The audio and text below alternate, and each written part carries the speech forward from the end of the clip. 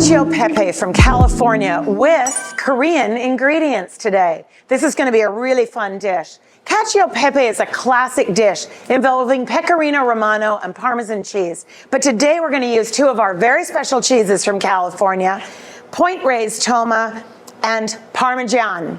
So we are going to get started with some California butter into a pan, and we're just going to let that melt. This is a very rich dish, but if you have those flavors of California dairy in there with the Korean ingredients, I think you're going to be so surprised at how deliciously they go together. So I've got some butter here, and I'm going to add some sesame oil for a little bit of a Korean flavor. And then a very special ingredient that I love, which is samjang. This is going to be the umami bomb that we're looking for in our cacio. So I'm just going to stir in my samjang. I'm going to turn my heat to low. I want to smell that aromatic samjang flavor with our California butter. It's going to be so delicious. We'll add some gochugaru to give it a little zip, and we'll just start to cook that until it becomes a nice homogeneous sauce that we're going to add our pasta to. Now, normally it's done with spaghetti, but we're actually going to use orzo today for something different. And I have some orzo right here that I'm going to add. It's been cooked already. So this is an easy one to do at home. And when I cook the orzo, one of the most important things for cacio, just get a lot of pasta starch into the water and then save the water. So here I have my starchy pasta water, and I'm going to add it here back to the orzo.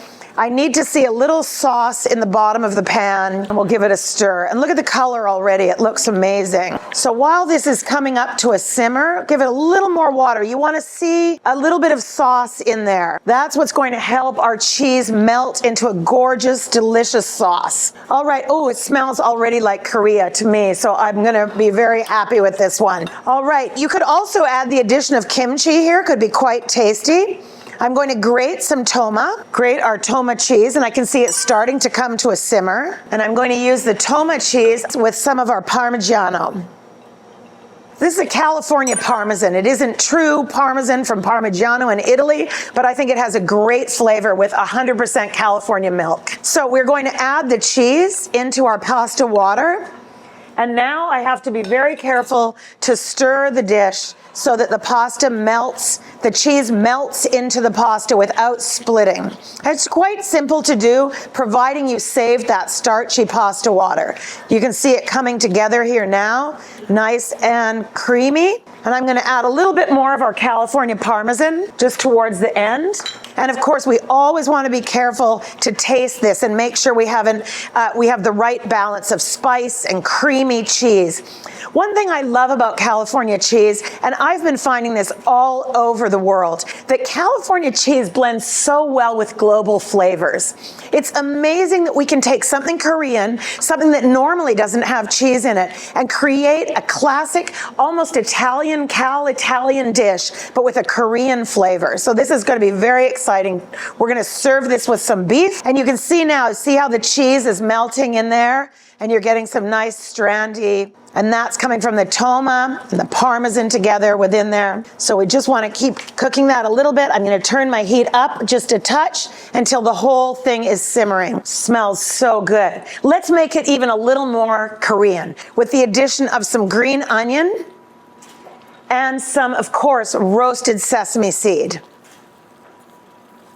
And you can see that it's come to a simmer now, so I'm going to turn it off. Oh, looks so good and smells delicious. So we have Hanu beef, the famous Korean beef, and this is going to be so delicious. It's been seared super lightly with a little olive oil, salt, and pepper.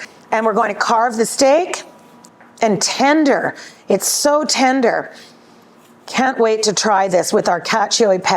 I think the flavors of samjang is a very interesting ingredient that I was introduced to a couple of years ago here in Korea, and I've been using it a lot. I love the flavor of the umami, and when it blends with the cheese rounds it out really well, and you end up with this really delicious, highly craveable pasta dish. So quite excited to serve this today. So we'll put some of our cacio in the bottom of our dish. dish. It's a little messy to serve because of that beautiful strandy melted cheese. Look at that, it looks so gorgeous. And we'll sprinkle a little more green onion and a little bit of sesame seed.